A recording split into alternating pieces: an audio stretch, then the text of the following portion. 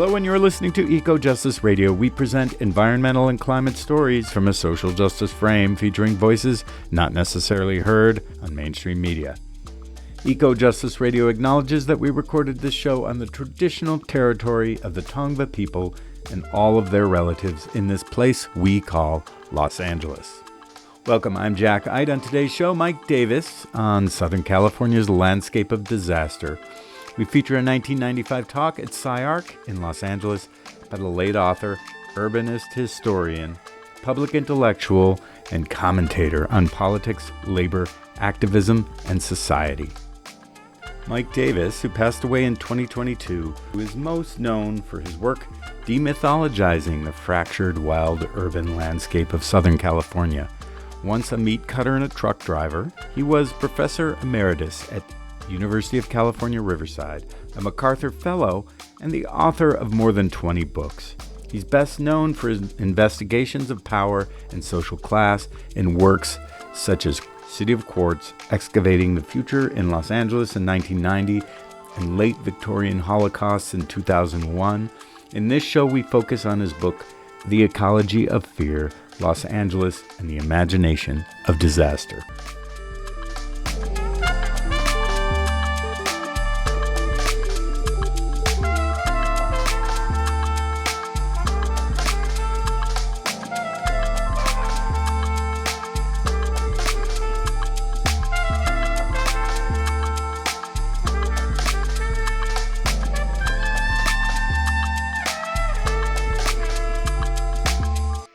We paid tribute to the late Mike Davis to explore the ongoing ecological crises facing Southern California and the socio-political dynamics that shape our responses to disaster. This is an intellectual tour de force as Davis goes deep in this recording at the architectural school SCI-Arc, where he taught at the time. He outlines the history of damage caused by natural disasters in Southern California. Popular culture seems fascinated with the destruction of our lovely Los Angeles. Imagine that. And most recent events have breathed life into that narrative. Davis discusses the complexity of California's Mediterranean climate, arguing for a new environmental epistemology. He calls for what is a rethinking of California's resource and disaster planning, noting the extreme hydroclimatic shifts throughout California history and ongoing right up to today. He suggests a disruption of capitalist hydraulic civilization in California is inevitable. And here we are. We have a serious need of an environmental rethink in any rebuilding or rewilding of the plans to come back from the Los Angeles wildfires. Please welcome Mike Davis.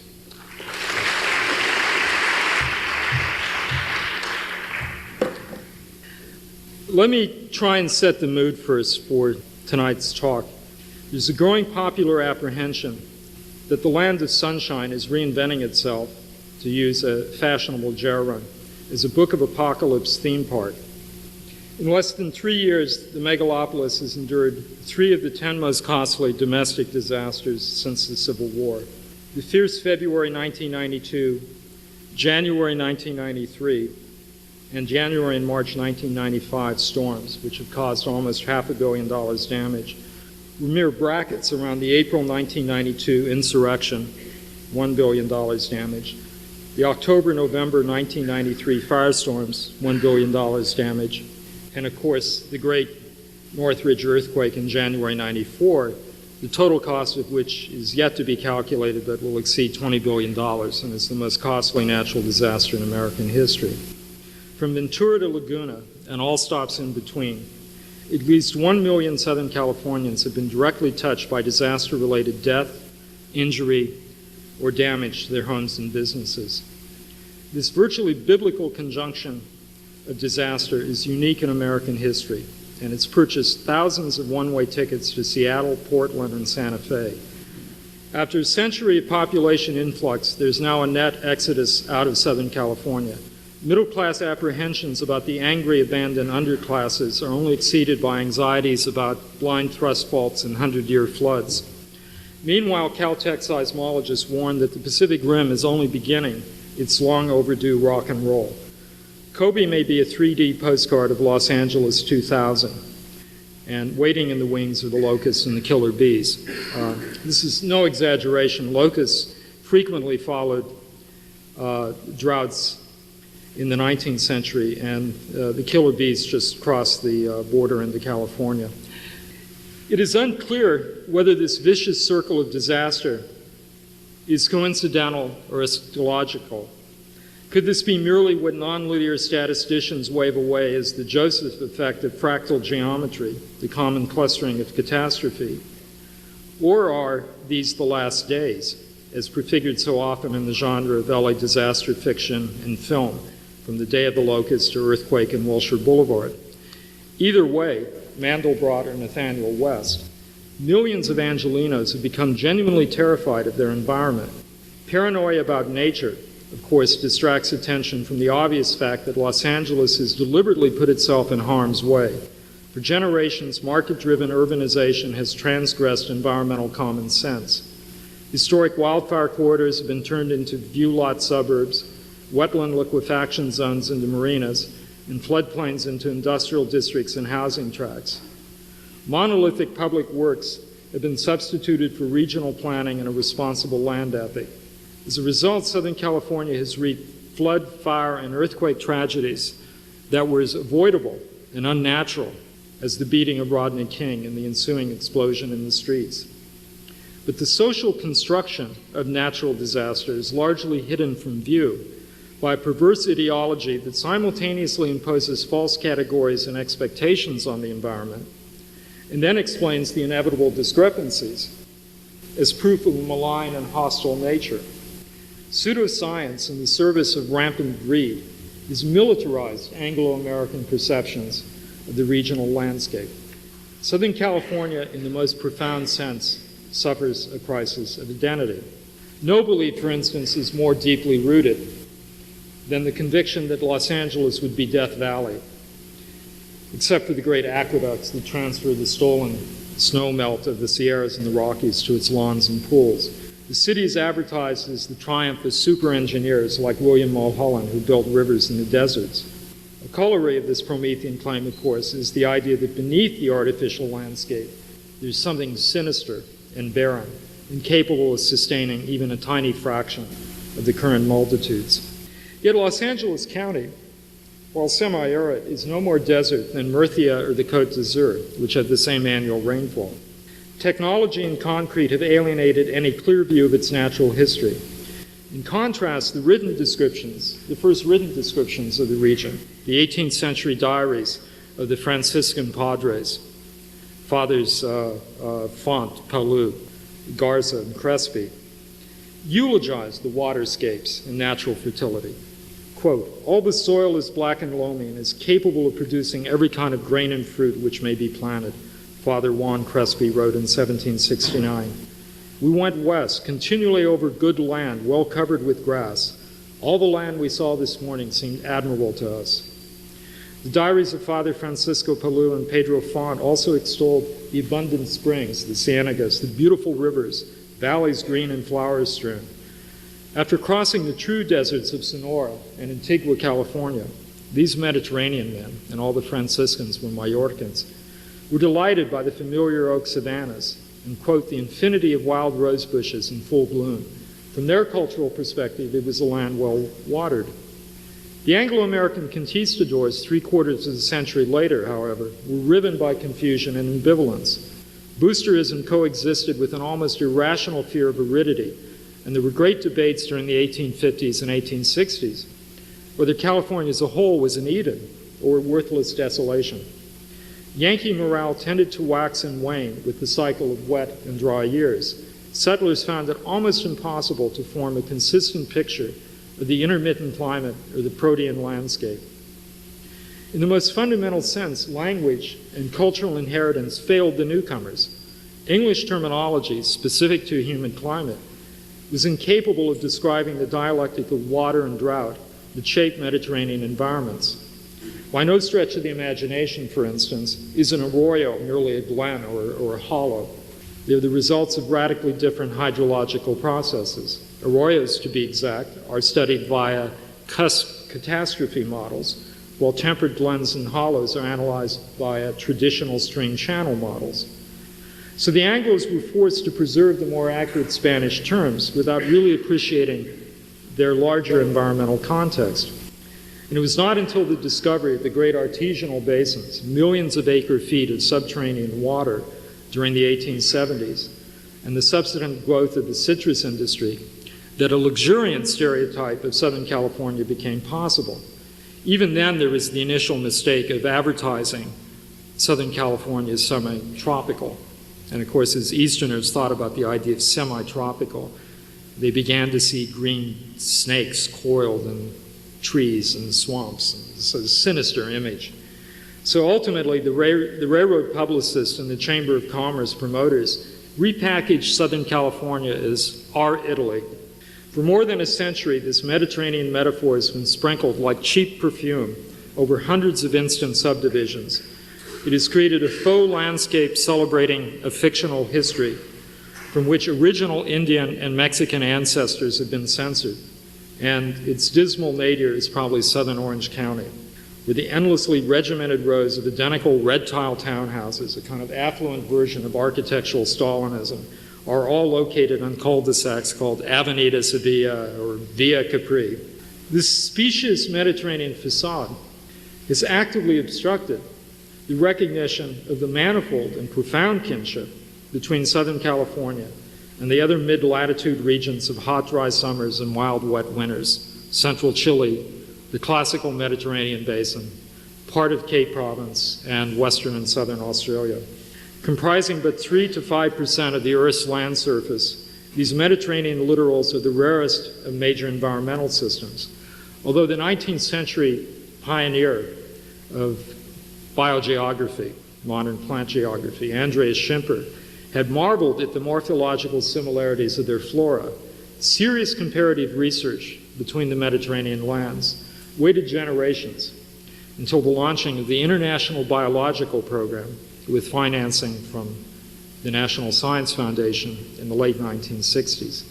And thanks to these grants, hundreds of scientists in California, Chile, Italy, France, Israel, South Africa, and Australia were organized into unprecedented and continuing collaborations. A preliminary synthesis of their research, concentrating on the structural characteristics of Mediterranean vegetation, was presented at the first International Conference of Mediterranean-type ecosystems. This is a body called Medicus in Valdivia, Chile, in 1973. Subsequent Medicus conferences have been organized around themes of fire ecology, biological invasions, role of nutrients, biotic resilience, landscape management, and most recently, biodiversity. The cumulative impact of this research, now coordinated by the Mediterranean Ecological Society, has been the revelation of what we might call the deep structures of Mediterraneity, based on the complex interaction of biological and landscape evolution with climate. We now know, for example, that there's been a spectacular convergence of plant evolution in each region, as communities of different origins have adopted virtually identical strategies, above all sclerophyllae, to deal with the stress of summer drought. Comparative research has also revealed the profound ways in which Aboriginal human societies have modified each Mediterranean ecosystem through the technology of fire. Hunter-gatherers societies were once seen as having almost no control over their environments or local nature. We now appreciate that groups like the native Australians and the native Californians were in fact fire farmers capable of creating, enormous and long-lasting changes in their landscapes. In fact, in both Australia and Southern California, it's almost impossible to know what elements or components of the original landscape at contact was not created or in some way structured by human beings, and particularly by fire.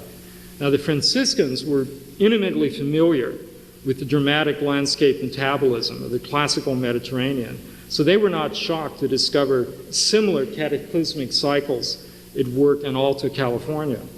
They found abundant evidence, for example, of recent great floods, and while camped on the banks of the lovely Rio Porciúncula, the LA River, both Fathers Crespi and Pellew experienced violent earthquakes, Reasoning on the analogy of southern Italy and the local abundance of asphaltum, or brea, Pellew speculated matter-of-factly that there were probably volcanoes here as well. But the hucksters of the 1880s who franchised Mediterranean California were selling sunshine, not earthquakes and deluges. Immigrants from the humid states, moreover, brought with them deeply ingrained prejudices about climate and landscape that had been shaped by the environmental continuum of northwestern Europe and northeastern North America. In these temperate and forested lands, energy flows through the environment in an annually predictable seasonal pattern. Geology is generally quiescent, and natural powers are perceived as orderly and incremental, rarely catastrophic. The landscape seems generally in equilibrium with the vector of forces acting upon it. Indeed, the canonical evocations of the English and New England countrysides, the Reverend Gilbert White's Natural History of Selborne, written in 1788, and of course Henry David Thoreau's Walden, written in 1854, were microcosmic celebrations of nature's gentle balance, even, of course, as Thoreau was sounding a tocsin against the ecological threat of the Industrial Revolution. This culturally relative and geographically specific view of natural process, resonant with what American naturalist John Burroughs called the pastoral quiet and sweetness and harmony of the English landscape, was transformed by Darwin's mentor, Sir Charles Lyell, into one of the great dogmas of Victorian science. Sir Charles Lyell is a figure somewhat forgotten today, but he's the shoulders on which Darwin climbed. His 3-volume Principles of Geology opened to the 19th century a vision of deep time, not just biblical time of 5,863 years, but eons, tens and hundreds of millions of years long. One of the most revolutionary changes in human consciousness in the 19th century. But as both Martin Ruddock and Stephen Jay Gould have shown, Lyell's famous principle of uniformitarianism conflated the constancy of natural laws, a methodological axiom, with uniformities of rate and state, substantive claims. He believed that large-scale surface features were the result, quote, of insensible changes added through vast times, and that the Earth was a conservative, steady-state system without historical directionality. The moderate Whig Lyell waged ceaseless philosophical warfare against opposing tectonic model, which was most popular in France and Germany, of Earth revolutions. Catastrophism, whether biblical or Jacobin, was branded by Lyell and by Darwin as pre-scientific superstition. Now, I would argue that a doggedly uniformitarianism mindset, which we might also call the humid fallacy, still conditions most environmental expectations in Southern California.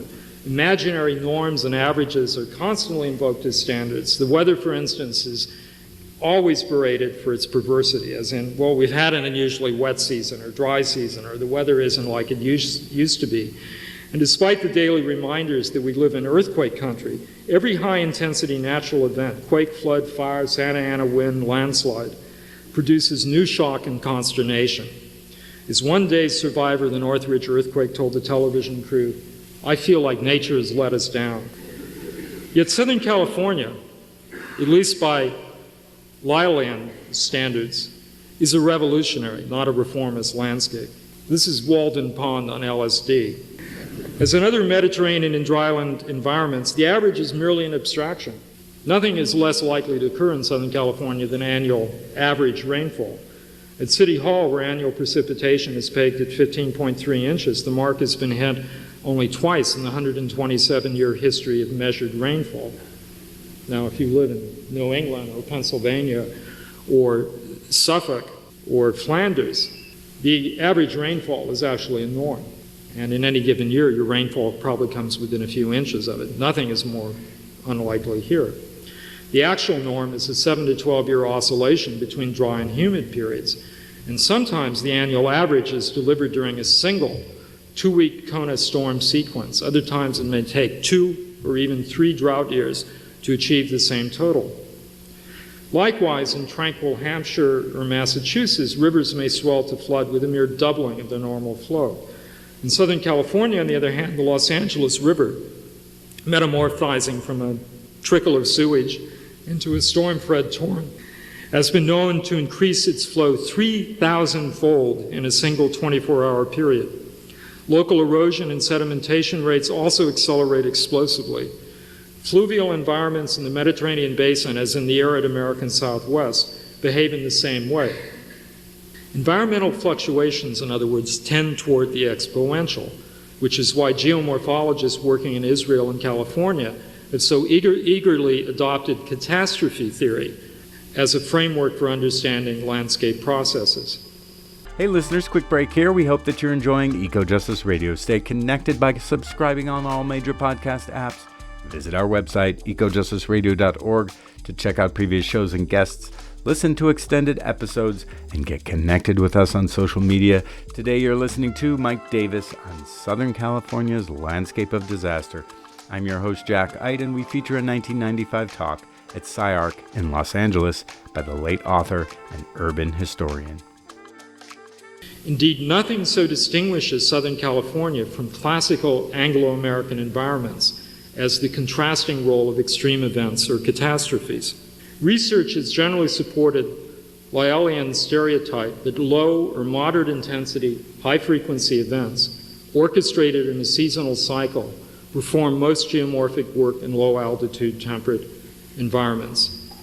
The English parson looking out at the robin on the tree, the raindrops falling, the seasons changing, everything reliable, consistent, the wonders of subtle change over great periods of time, et cetera, et cetera. I mean, these are the cliches of that classical Anglo-American landscape. The opposite, however, is the case in Mediterranean and desert regions. Here change is concentrated into short episodes, the equivalent of punctuated equilibrium in modern neo-Darwinism, that inaugurate new steady states. High-intensity, low-frequency events, what we call disasters, are simply the ordinary agents of landscape and ecological change. For example, if sedimentation, the physical mass of erosion, is taken as an index of geomorphic work, then, quote, the bulk of the total sediment discharged into the coastal basins of Southern California during a 50-year period of stream gauging from 1930 to 1980 was, quote, delivered in a few days during the great floods of 1938 and 1969. These were the two so-called 100-year storm events in the 20th century. Furthermore, the extreme events that shape the Southern California environment tend to be organized in surprising and powerfully coupled causal chains. Drought, for example, dries fuel for wildfires, which in turn remove ground cover and make soils impermeable to rain. Earthquakes may have already created new erosion surfaces and increased stream power by elevation change. In such conditions, storms produce sheet flooding, landscapes, and debris flows that result in dramatic erosion and landscape change.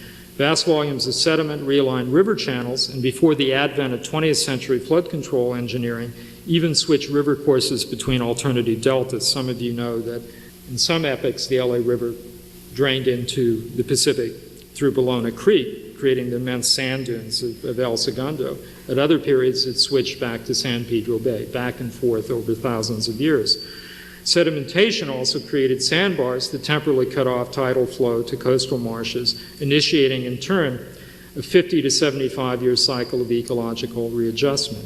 This is not random disorder, but a hugely complicated system of positive and negative feedback loops, geomorphic and biological, that channel powerful pulses of climatic or tectonic energy, disasters, into environmental work.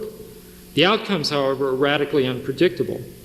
The Southern California environment exemplifies the nonlinear rules of deterministic chaos, governed by both probabilistic and deterministic elements.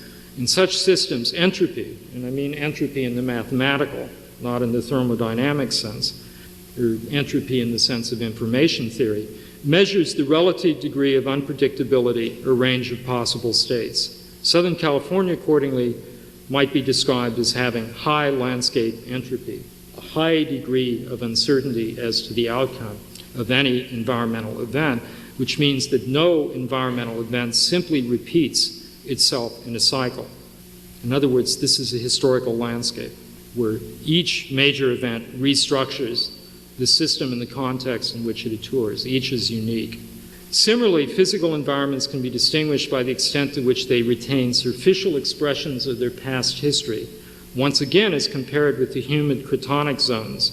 Mediterranean and dryland environments preserve events of great magnitude over longer periods of time. In other words, they have greater landscape memory. More of the past is visibly fossilized in the present. Present processes, conversely, overprint paleoforms and complex pathosets.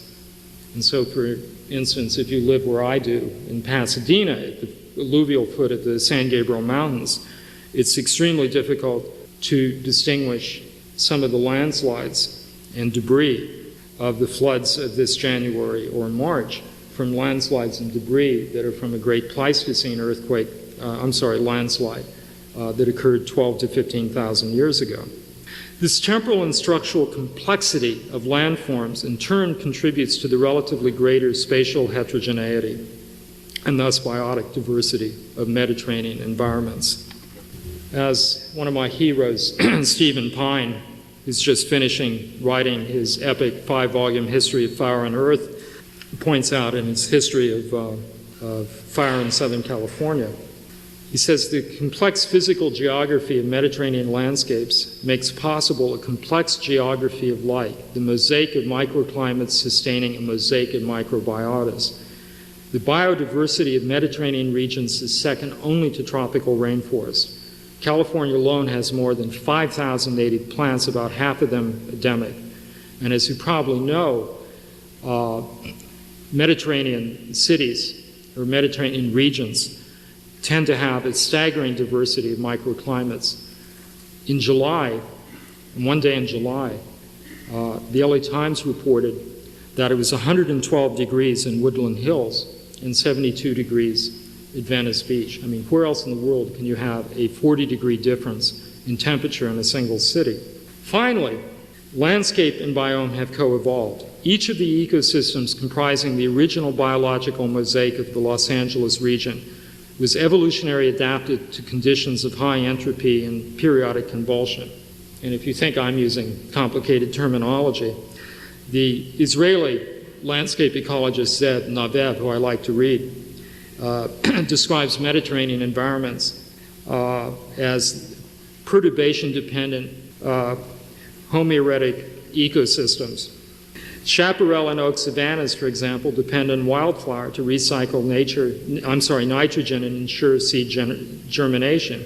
And at least before dam building, floods periodically redistributed niches for aboriginal grasslands and riparian forests. This is a really big problem for people involved in management or restoration of environmental systems or ecosystems, because all this depends on having some baseline, some original state, some climax form, some mature stage of the ecosystem.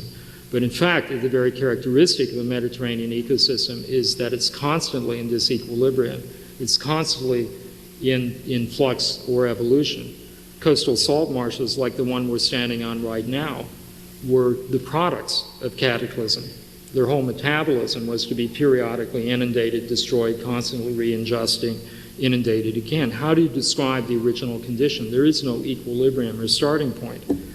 The table on the wall attempts to summarize somewhat caricaturely these proposed distinctions between uniformitarian, temperate, humid environments. That is the Anglo-American image or cliche of landscape, and disaster-driven Mediterranean environments.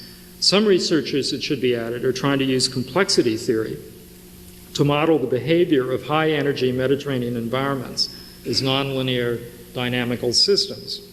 But if Ilya Pirogin and the Santa Fe Institute provide a framework for thinking about chaotic dynamics, then so does Prophet John of the Book of Revelations. There's an interesting irony in the mismatch of Lyell's paradigm with Southern California. The 19th century uniformitarians fought biblical literalism in the name of deistic rationalism. Yet the Bible is superb environmental literature. In particular, it contains rich encyclopedic descriptions of Eastern Mediterranean landscape ecology that are far more appropriate to Southern California than the Arcadian idyls of Walden or the natural history of Selborne. In particular, the Bible has very convincing accounts of the role of catastrophe in Mediterranean history. Now I move to the sexy stuff. The need for new environmental epistemology is most evident in any discussion of the massive single-purpose infrastructures that supposedly leash nature to the will of Los Angeles. As John McPhee has pointed out so eloquently in The Control of Nature, the struggle between human and natural wills is totally one-sided. Bureaucratic faith in the immortality of public works derives exclusively from attenuated, almost meaningless official time frames. In effect, we think ourselves gods upon the land, but are at most mere tourists. Our historical memory, to begin with, is simply too short to measure the rhythms of ecological time.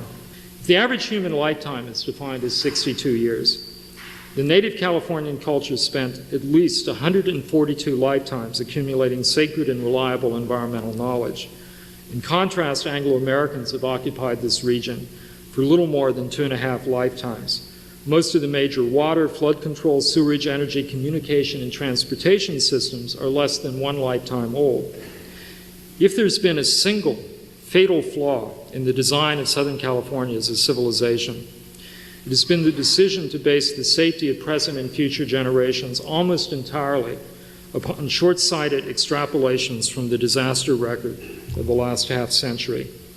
For example, the region's multi-billion-dollar flood control system was built to control a statistical abstraction known as the 100-year flood, in effect the Great 1938 flood, which reoccurred on the same scale in 1969. But how would storm channels, debris basins, and dams stand up to an event like the 200-year no-end deluge of 1861-1862, which involved at least 3 times greater volume of water and transformed most of coastal Los Angeles and Orange counties into a vast inland sea? You could have rowed, by the way, from downtown to Newport Beach along the present route of I-5. Equally, what would happen if the dread chubascos, the chubascos are tropical hurricanes, from the coast of southern Mexico, which were so frequent in the 19th century but have been rare in the 20th century. Only 3 chubascos have crossed the coast of this century. What if they again became more frequent? Similarly, everyone knows that a great earthquake along the San Bernardino Mountains or Coachella Valley segments of the southern San Andreas Fault, something comparable to the Fort Tejon event of 1857, which was an 8.0 magnitude, something like this is statistically overdue. Yet seismic safety legislation consists almost entirely of grudging a posteriori responses to smaller 20th century earthquakes like Long Beach in 1933, which was 6.3, San Fernando in 1971, 6.6. Moreover, last year's Northridge catastrophe, a moderate earthquake, a mere 6.7, radically revised disaster planning by demonstrating the incredible damage that could be caused by a moderate quake.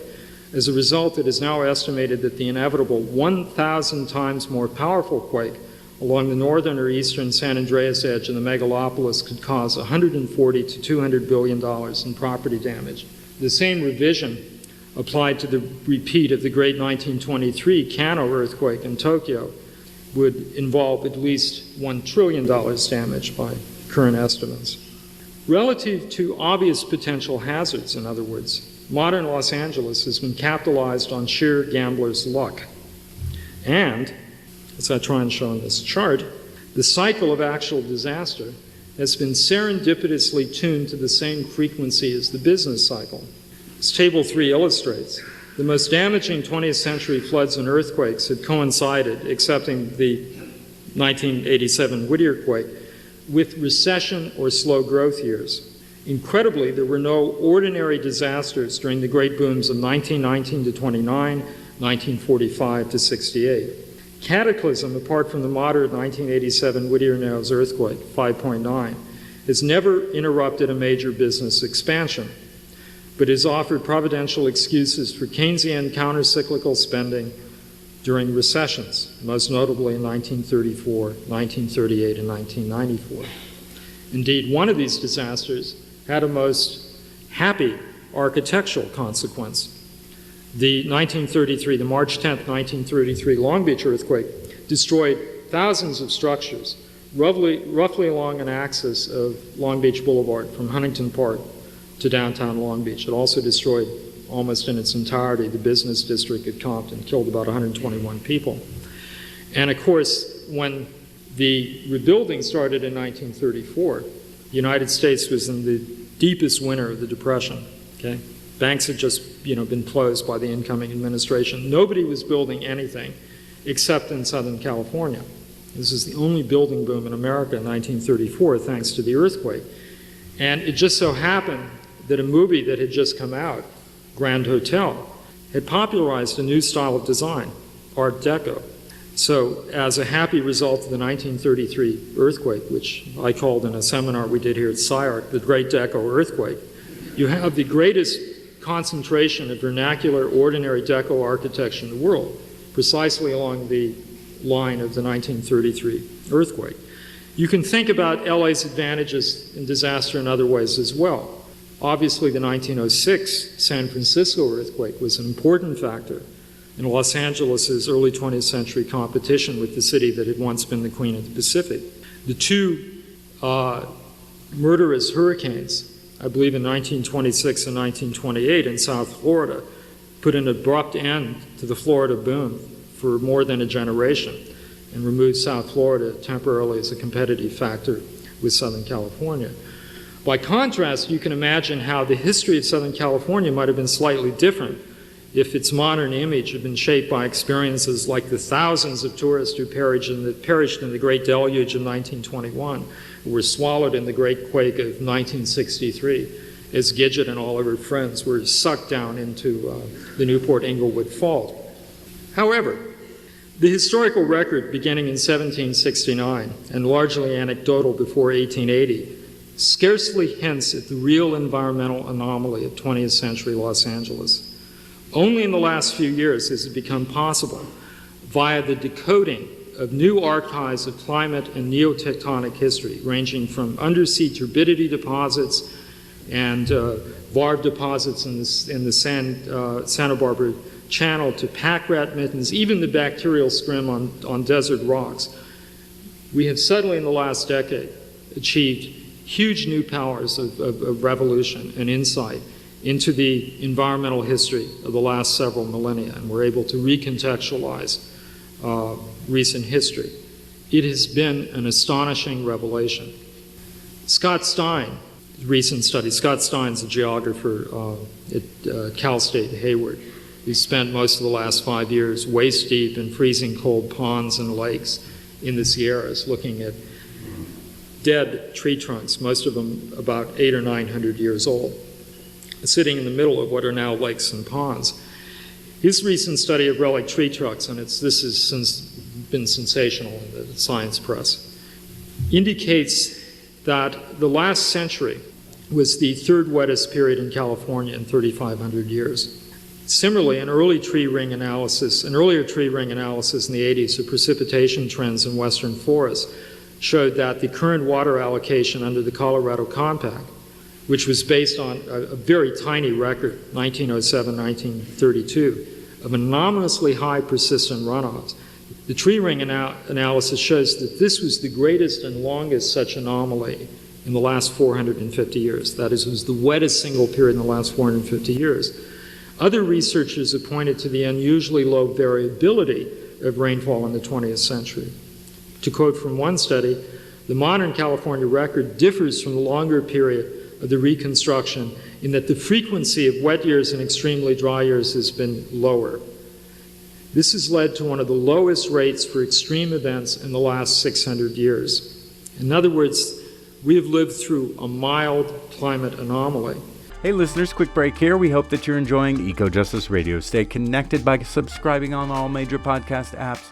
Visit our website, ecojusticeradio.org, to check out previous shows and guests, listen to extended episodes, and get connected with us on social media. Today you're listening to Mike Davis on Southern California's landscape of disaster.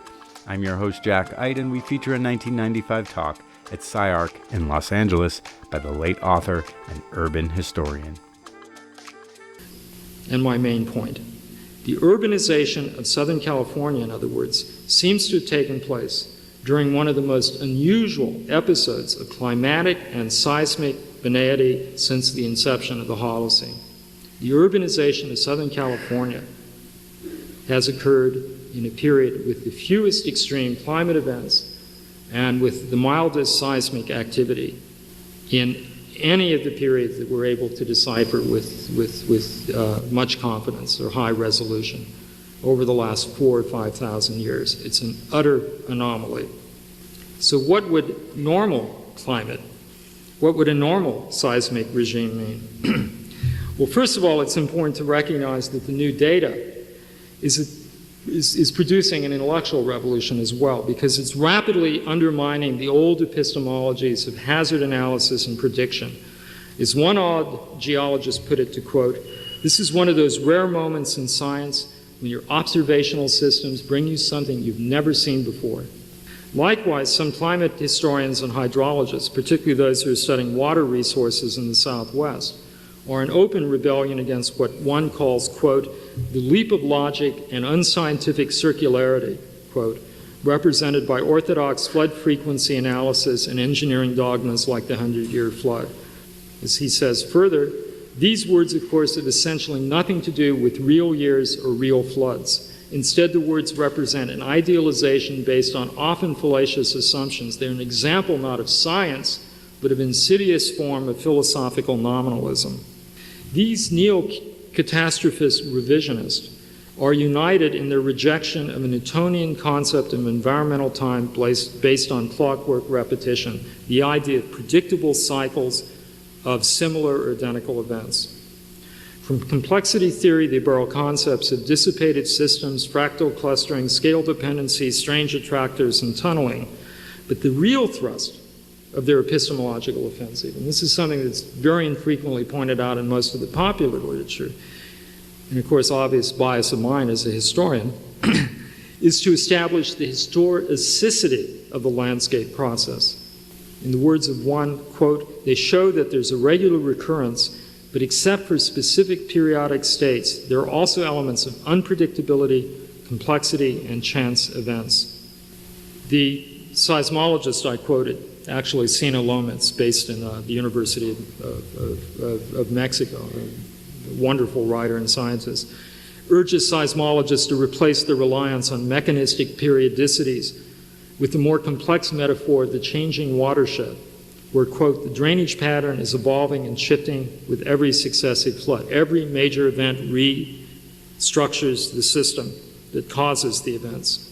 USGS geologist Herbert Shaw, on the other hand, compares the new non-Newtonian hourglass to a surrealist clock marked off in unequal subdivisions, as well as to poetic time calibrated simultaneously by logic and nightmare, or by order and disorder.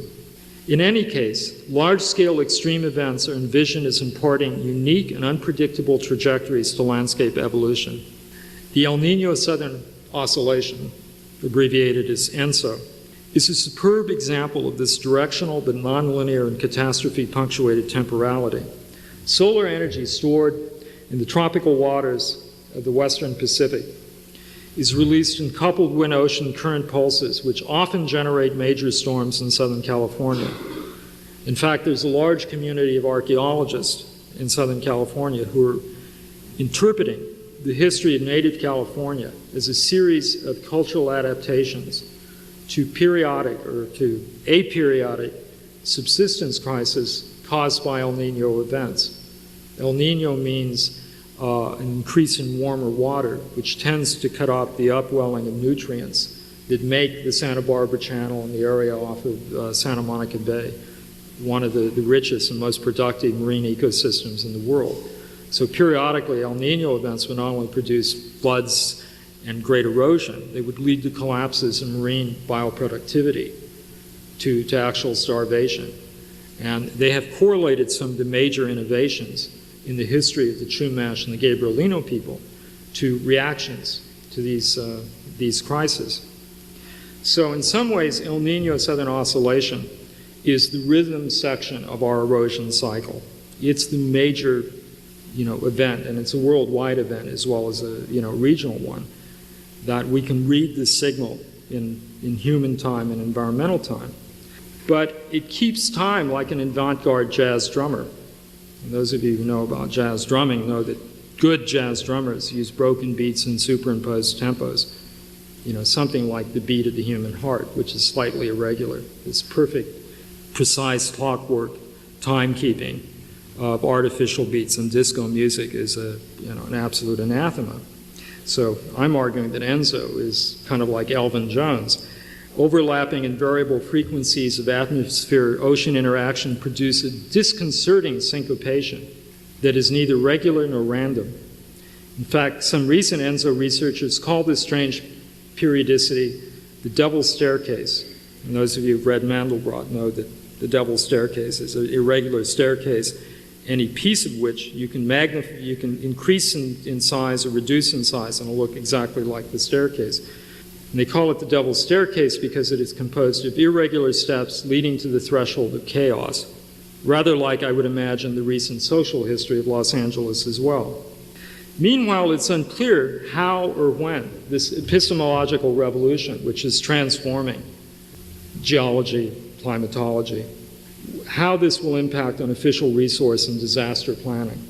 At the moment, there's a widening gap between science's new understanding of local environmental hazards and the inertial practice of underfunded public agencies charged with preparing for the inevitable emergencies. And I'm sure some of you are aware that the Republican majority in Congress is right now slashing the budgets for the scientific agencies that do the original research on things like global warming, the San Andreas Fault, and so on.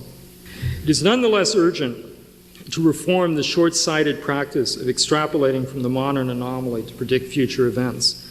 Planning must incorporate the increasing likelihood of fractal disaster clusters as well as the probable return of events much larger in scale than the ordinary disasters the last 150 years. That is, larger than the San Andreas earthquake, larger than the 1861-62 flood. Scientists have become especially concerned with the more powerful events that occur within the bandwidth of 200 to 1,000 years. Now, many, if not most, traditional cultures, as well as great urban civilizations like China, have long historical memories capable of preserving, capturing events that occur at these frequencies every 200 years, every 500 years, and so on. A recent, very dramatic example of how cultural memory operates to remember environmental disturbances was during the hysteria about the outbreak of this virus outbreak, hantavirus outbreak, in the Four Corners country of the Navajo Nation. And of course, people were freaking out. There was this panic and hysteria that the Navajo were carrying this. And they actually took pictures of people wearing gas masks with their windows rolled up, driving their Chryslers at 100 miles an hour. And heroic work by the Center for Disease Control finally established that this was an absolutely classical pattern of an epidemic which was produced by environmental change or by an extreme environmental event, which was that recent unusual El Niños had produced unusually wet years in the Colorado Plateau, which had increased the production, I think it was, of pine nuts, which these little deer mice live on. Their population had exploded. And the virus which they carry, this deadly virus, hantavirus, which recently has been also found in, of all places, Newport Beach, suddenly had the critical mass to affect humans. But while the people from the Center for Disease Control were trying to figure out what the hell this was, they recognized that the Navajo already had a whole pattern of behavior which regarded rodents as really dangerous things. The Navajo do not have anything to do with rodents. Keep them outside of your home. Never touch rodents. Fear rodents. And of course, when they discovered what the disease was, this was the most sensible and practical path to take toward this epidemic, indicating that the Navajo would probably experience similar spikes of deer mice populations and subsequent epidemics and other similar environmental events previously in their history. And they had registered and kept that event. But we, and I mean we only in the sense of Anglo-American California, does not have a historical memory or an experience that allows us to capture events on this wavelength. Now, one of these super disasters, of course, is the overdue great 7.2, 7.6 Los Angeles Basin earthquake discussed by the Dolan research team. Again, not the San Andreas fault, but an earthquake of this size right within the basin. Another is the 500-year flood event identified by undersea studies of flood-caused turbidity deposits in the Santa Barbara Channel. And these in turn may be linked to the coupled El Nino volcanic cycle that two geoscientists at UC San Diego, Kuhn and Shepard, claim was responsible for catastrophic incidents of coastal erosion in Southern California over the last 1,000 years.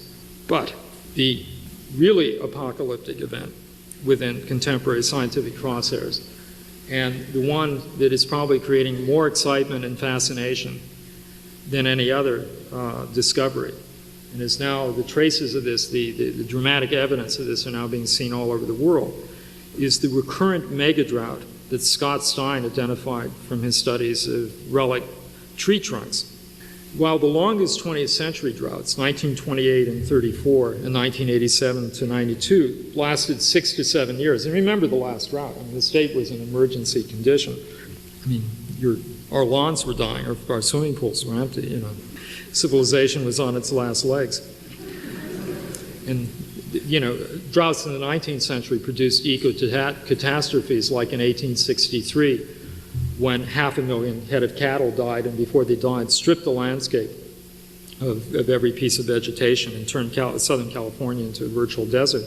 But these were 6 or 7 year droughts. These are what, you know, state planners and hydrologists say at night worrying about.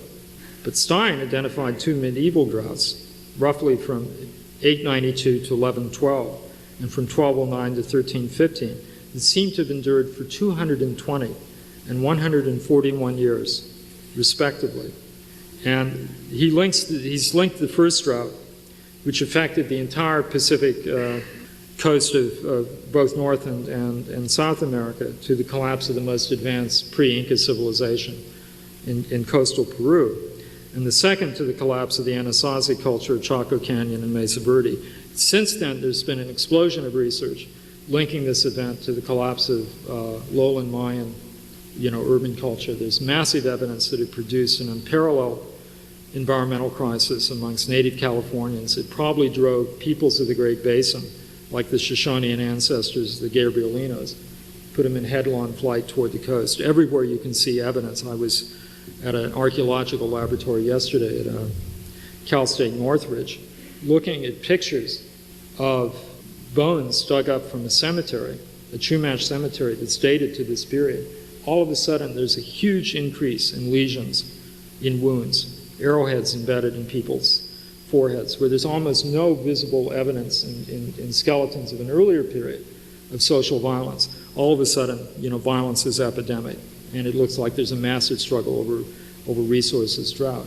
By the way, this period is known in Europe as the medieval climate optimum, and in Europe was responsible for enormous prosperity, the expansion of agriculture and the peasantry, the high Middle Ages.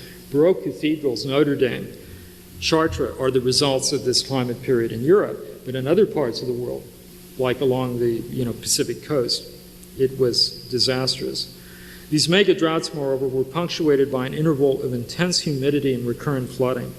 To quote Stein, the medieval period in California was thus marked not only by severe and prolonged drought, but by abrupt and extreme hydroclimatic shifts from inordinate dryness to inordinate wetness and back again.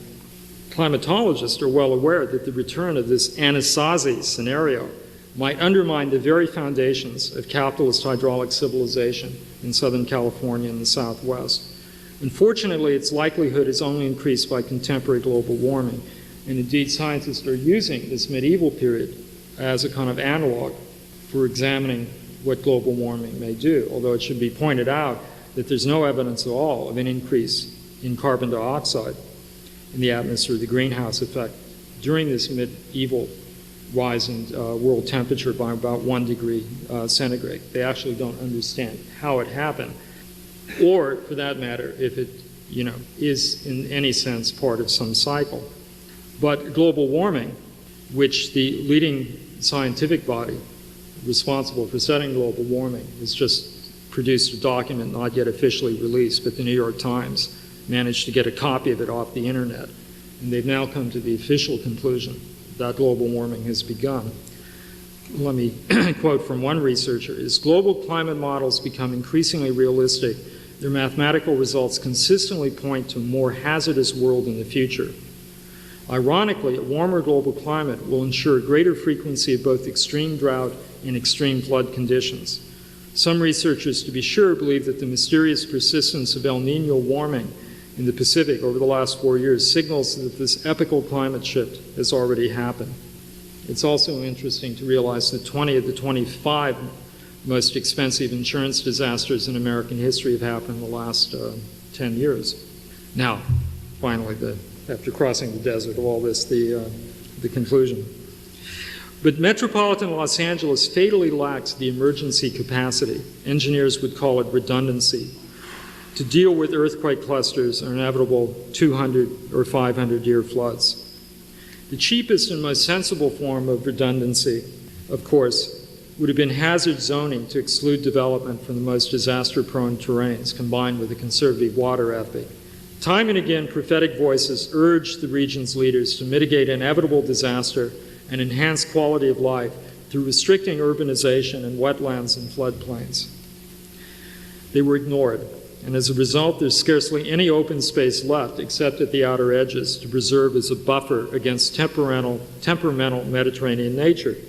In the meantime, it is unclear how Southern California will afford the escalating cost of ordinary disaster, much less the immense damage of probable mega events.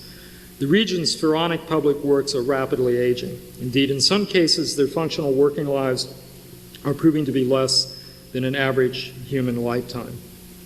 And I often take my students to Devil's Gate Dam in Pasadena, which was supposed to last for centuries, if not millennia, but after 50 years is now completely filled with debris and turned into a sand and gravel quarry. Other Army Corps of Engineers frontline storage reservoirs like Hanson Dam are also nearing the end of their functional lives. As urban growth, moreover, ceaselessly replaces porous soil surface with concrete and asphalt, the flood control system loses its capacity to contain another 100-year storm event. Likewise, as Los Angeles' urban fabric continues to be extended into new floodplains, liquefaction zones, and mountain fire ecologies, the social costs of protecting private development from natural disaster are exploding. To deal with the impact of build-out urbanization in the eastern San Gabriel Valley and the western Inland Empire, the Army Corps of Engineers is spending almost $1.5 billion on new flood control works in the Los Angeles and Santa Ana River channels. In the wake of the Northridge earthquake, the California insurance industry is conducting a ruthless and, as we've seen thus far, successful campaign to shift the burden of homeowner earthquake insurance either to the public sector or to spread it amongst all homeowners. And indeed, this is happening nationally, where the insurance industry for the last 5 years has been lobbying ferociously for something called the National Natural Disaster Act, which would make the federal government the insurer of last resort, but also force homeowners everywhere in America, even in places like Vermont and the Texas Panhandle that aren't too earthquake prone, to buy earthquake insurance. And the continuing growth of white-flight suburbs in the California Chaparral Belt is raising the public cost of fire protection to unforeseen levels. So far, the Clinton administration, mesmerized by the electoral prize of California in 1996, has been willing to spend more than $12 billion to finance the Los Angeles area's recovery from riot, fire, flood, and earthquake. But a full-fledged congressional rebellion has broken out against federal disaster aid. And originally it was a rebellion of about 100 congressmen, both Democrats and Republicans from the upper Midwest, who supported a resolution from Representative David Obey, who some of you may know as a liberal Democrat from Wisconsin. And Obey pointed out to California representatives on the floor of the House, he said, millions of people choose to live in coastal areas and earthquake zones because of the compensating attributes of those areas. You guys get the surf and the sunshines, Gidget and Disneyland. I don't see why taxpayers in the rest of the country have to subsidize this decision. And he proposed just to cut California and Florida out of federal disaster relief entirely. Let them pay for it entirely by themselves. What's actually happened, though, in the last year and a half is a fascinating story that's hardly been told in the national media, which is, you recall, the Republicans created something called the rescission bill. which was to strip about $15 billion out of already approved spending as a kind of down payment on deficit reduction. Some Democrats accused them of kind of setting this aside as a cash hoard to be then given back to the upper income brackets with the proposed Republican tax cuts. But they proposed to use part of it to finance the remaining portions of aid, about $6.5 billion worth, to victims of the Northridge earthquake and to some money for victims of Midwest floods, and finally at the end even for the Oklahoma bombings. Okay? And after a little bit of some debate about which programs would be cut, President Clinton finally signed the rescission bill, saying that this was a sterling, historic example of bipartisan cooperation, showing the programs that should and could be cut. Okay? A small little item in the press. Rescission bill seemed complicated, even the word was unfamiliar. What in fact happened is that there's an absolutely ironclad national consensus between the leadership of both parties, at least temporarily, that federal disaster relief will continue to be provided, but it will no longer be added to the deficit. But like this last $4.5 billion for Northridge, it will come out of other social programs. What social programs were cut? Well, one of the programs that was cut was educational aid to Native American reservations around the country. Summer youth employment, including all of next summer's federal summer youth employment aid, the traditional program that was started after the ghetto rebellions of the 60s. They give jobs out, but only in the summer months. That's been entirely cut. Most massively, the couple $2 billion taken out of HUD's programs for low-income and public housing. So the net result of this, and I'm sure there's probably some earthquake victims here, is without you even being aware of it, you're getting disaster relief that's being financed by the destruction of social programs in the inner city, affordable housing, education, job training programs. And this is the curious and very mean result that the poor, who are already being attacked virtually every front by the present Congress, can now expect it to be landed with the bill for future disasters. If Malibu burns again, don't worry, we'll send federal relief. Where will the money come from? Let's find some program in the barrios and ghettos, or on a Native American reservation, or in some poor rural area of Mississippi, and we'll cut it. They turned federal disaster relief essentially into a program of redistribution. Although we're still talking about the scale in Northridge, we're not talking about the scale of the kind of mega disasters that are now predicted. And there seems to be no willingness to do that, and there remains this possibility of a kind of regional revolt against Florida and California. Now, without FEMA to provide Keynesian injections of aid, the continuing clustering of disaster, whether on ordinary or extraordinary scales, inevitably will erode many of the traditional comparative advantages of the Southern California economy. Despite, however, the wishful thinking of some deep ecologists who think Gaia would be happiest with a thin sprinkling of hunter-gatherers, megacities like Los Angeles will never simply collapse and disappear. Rather, we will simply stagger on with higher body counts and greater distress through a chain of more frequent and destructive disasters. Vital parts of the region's high-tech and tourist economies may eventually immigrate to safer ground, together with tens of thousands of more affluent residents. Aficionados of complexity theory will marvel at the nonlinear resonances of unnatural disaster and social breakdown as the golden age is superseded forever by strange new chaotic attractors. Thank you.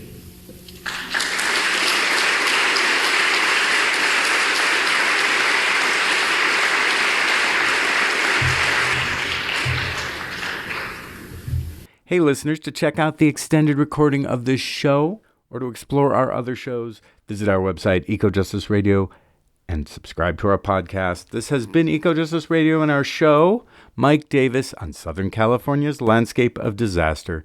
Thank you to the family of Mike Davis and SCI-Arc Los Angeles, and thank you to our listeners for joining us.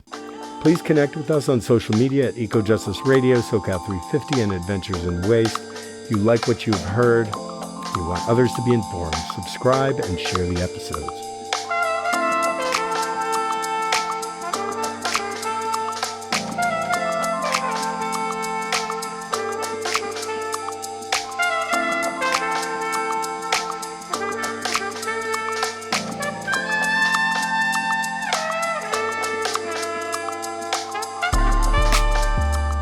You have been listening to Eco Justice Radio, a project of SoCal 350. Executive producer, myself, Jack Eit.